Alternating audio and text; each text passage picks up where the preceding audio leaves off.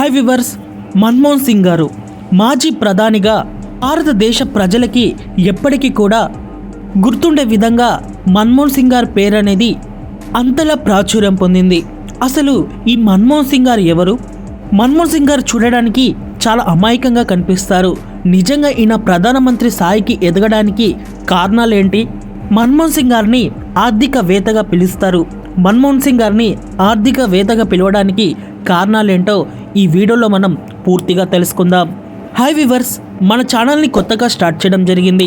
నాకు ఒక లైక్, ఒక సబ్స్క్రైబ్ అనేది అందించి మాకు మీ సపోర్ట్ని తెలియచేయండి. ఇంకా మనం వీడియోలోకి వెళ్తే మన్మోహన్ సింగ్ గారు మనం నిజంగా ఒక మాట అనేది మాట్లాడుకుంటే ప్రస్తుతం భారతదేశంలో ఏ రాజకీయ నాయకుడు కూడా పొందలేని పదవులని మన్మోహన్ సింగ్ గారు పొందారని చెప్పుకోవచ్చు. 1992 సెప్టెంబర్ 26వ తారీఖున పశ్చిమ పంజాబ్లో మన్మోహన్ సింగ్ గారు జన్మించారు. ఆ తర్వాత భారతదేశం రెండుగా విడిపోయిన తర్వాత ఈ పశ్చిమ పంజాబ్ నుండి తూర్పు పంజాబ్కి చాలామంది వలస వచ్చారు. ఈ వలస వచ్చిన కుటుంబాలలో మన్మోహన్ సింగ్ గారి కుటుంబం ఒకటి. ఆయన జీవితం అంతా అమృత్సర్లో గడిచిపోయింది.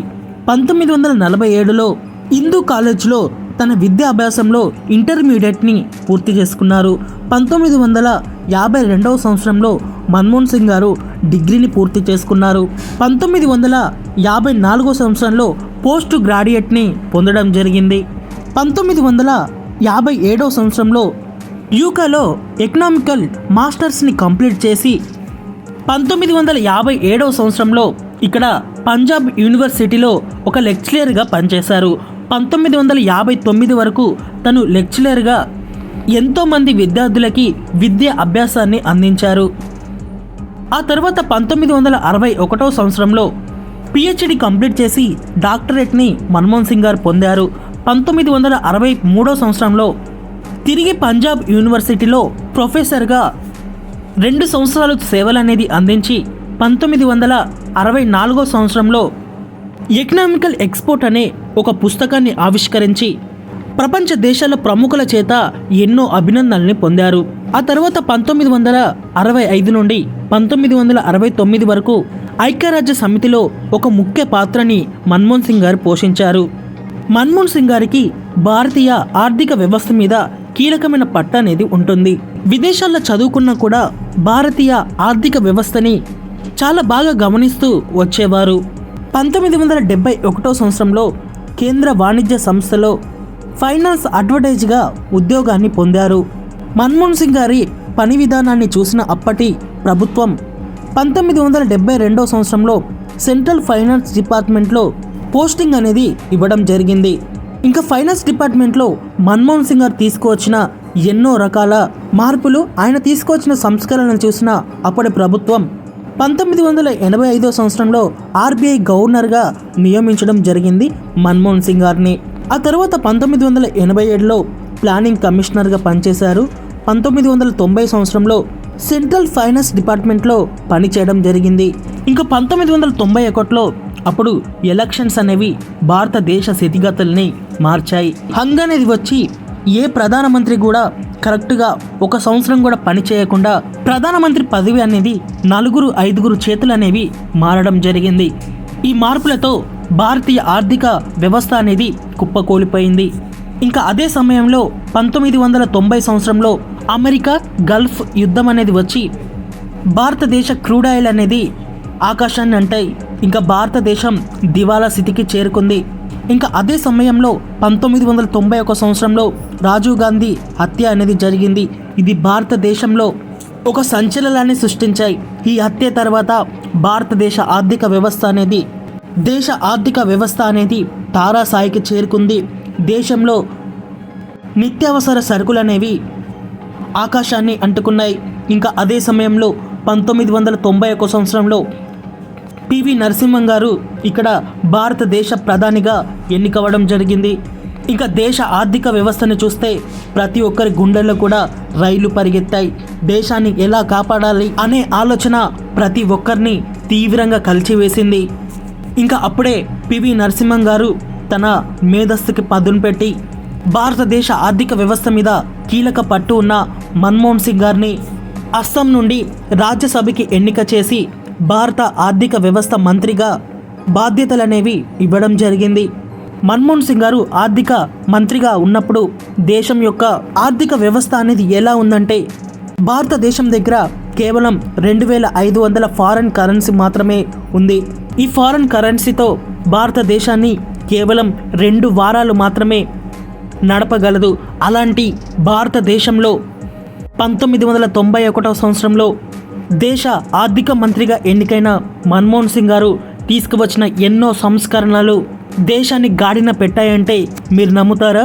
మన్మోహన్ సింగ్ గారు భారత ఆర్థిక మంత్రిగా బాధ్యతలు తీసుకున్న తర్వాత భారత జీడిపి అలాగే భారతదేశం యొక్క ఆర్థిక వ్యవస్థని క్షుణ్ణంగా పరిశీలించి అప్పుడు రూపాయి విలువని తగ్గించాలని నిర్ణయాన్ని తీసుకున్నారు. ఈ నిర్ణయం తర్వాత అప్పటికే తీవ్ర సంక్షోభంలో ఉన్న భారతదేశం ఇంకా రూపాయి వాల్యూ 90% తగ్గిస్తే భారతదేశ పరిస్థితి ఏంటని చాలామంది నిపుణులు మన్మోహన్ సింగ్ గారిని హెచ్చరించారు. అయినా కూడా మన్మోహన్ సింగ్ గారు ఎక్కడ కూడా తగ్గకుండా రూపాయి వాల్యూని 90% వరకు తగ్గించి ఒక సంస్కరణని తీసుకువచ్చారు. 1991 సంవత్సరంలోనే మన్మోహన్ సింగ్ గారి మీద తీవ్ర వ్యతిరేకత అనేది వచ్చింది. వేటిని కూడా పట్టించుకోకుండా భారతదేశం ఎలా అభివృద్ధి చెందాలనే ఒక ఆలోచనతో మరో సంస్కరణని తీసుకువచ్చారు. 1991 వరకు భారతదేశంలో ఏ విదేశీ కంపెనీ అయినా పెట్టుబడి పెట్టాలంటే ఆ కంపెనీకి 40% వాటా, మిగతా 60% వాటా అనేది భారతదేశానికి ఉండేది. ఇంకా 1991 సంవత్సరంలో మన్మోహన్ సింగ్ గారు తీసుకువచ్చిన ఒక సంస్కరణ దేశ తలరాతని మార్చిందని చెప్పుకోవచ్చు. విదేశీ కంపెనీలు భారతదేశంలో అధిక సంఖ్యలో పెట్టుబడులు పెట్టాలని అప్పుడు ప్రభుత్వం ఏం చేసిందంటే విదేశీ కంపెనీలకి భారతదేశంలో వాటా అనేది పెంచడం జరిగింది.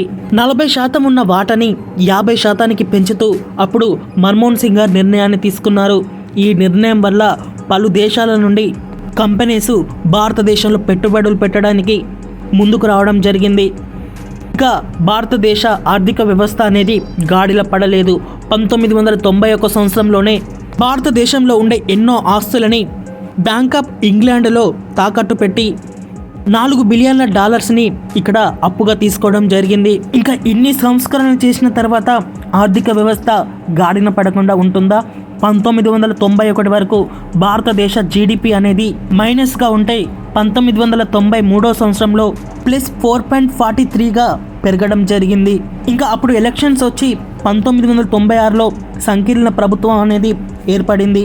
అప్పుడు ప్రధానమంత్రి పదవి అనేది 4 సార్లు చేతులు మారుతూ వచ్చింది. 1999 సంవత్సరంలో సౌత్ ఢిల్లీ నుండి మన్మోహన్ సింగ్ గారు రాజ్యసభకి పోటీ చేసి ఓడిపోయారు. ఇదే తన జీవితంలో మొదటి ఓటమిగా చెప్పుకోవచ్చు. ఆ తర్వాత 2004 వరకు ఎన్డీఏ ప్రభుత్వం దేశాన్ని పరిపాలించింది. ఎన్డీఏ ప్రభుత్వం అధికారంలో ఉన్నప్పుడు మన్మోహన్ సింగ్ గారు రాజ్యసభ సభ్యుడిగా సేవలనేవి అందించారు. 2004 సంవత్సరంలో కాంగ్రెస్ పార్టీ తిరిగి అధికారాన్ని పొందడం జరిగింది. ఇంకా దేశ ప్రధానమంత్రి ఎవరు? భారతదేశం కూడా సోనియా గాంధీ గారు ఇక్కడ ప్రధానమంత్రి అవుతారని అనుకున్నారు. కానీ అనుకోకుండా మన్మోహన్ సింగ్ గారిని ప్రధానమంత్రిగా ప్రకటించడం జరిగింది. ఇంకా 2004 సంవత్సరంలో మొదటిసారి ప్రధానమంత్రిగా మన్మోహన్ సింగ్ గారు ఎన్నికయ్యారు. ఆయన 2 సార్లు ప్రధానమంత్రిగా భారతదేశంలో ఎన్నో రకాల సేవలనేవి చేశారు. ఆర్థిక వ్యవస్థ మీద మన్మోహన్ సింగ్ గారికి ఉన్న పట్టు అనేది ప్రస్తుతం ఎవరికి కూడా లేదు. అందుకే మన్మోహన్ సింగ్ గారిని ఆర్థిక వ్యవస్థగా పిలుస్తారు.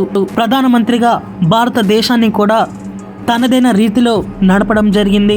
100 రోజుల పని, కరువు పని, అలాగే విద్యా వికాసం ఇలాంటి ఎన్నో పథకాలని ప్రారంభించి భారతదేశ పేద ప్రజలకి వెన్నుముకల మన్మోహన్ సింగ్ గారు మారడం జరిగింది.